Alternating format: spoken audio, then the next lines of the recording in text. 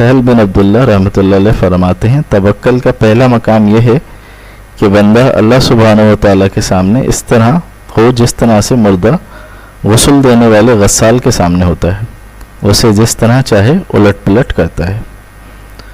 ताहम अगर कोई शख्स कमाने की बिल्कुल तदबीर ना करे तो ये तवक्कल नहीं बल्कि ये चीज़ तवक्कल को ख़त्म करने वाली है। तवक्कल असबाब अख्तियार करने के मुनाफी नहीं है। हज़रत अनस बिन मालिक रज़ियल्लाहु ताला अन्हु से रिवायत है, रसूलुल्लाह सल्लल्लाहु अलैहि वसल्लम से एक शख्स ने पूछा, मैं अपने ऊँट को बांध के अल्लाह पे तवक्कल करूँ या इसे खुला छोड़ के? तो रसूलुल्लाह सल्लल्लाहु अलैहि वसल्लम ने फरमाया, इसे बांधो और तवक्कल करो। असबाब को तर्क कर देना तवक्कल नहीं। तवक्कल यह है कि सबब को अख्तियार किया जाए और भरोसा सबब के बजाय अल्लाह सुब्हानहू व तआला की ज़ात पे हो। अल्लाह सुब्हानहू व तआला से दुआ है कि हम सबको अमल की तौफीक अता फरमाए। अल्लाहुम्मा आमीन।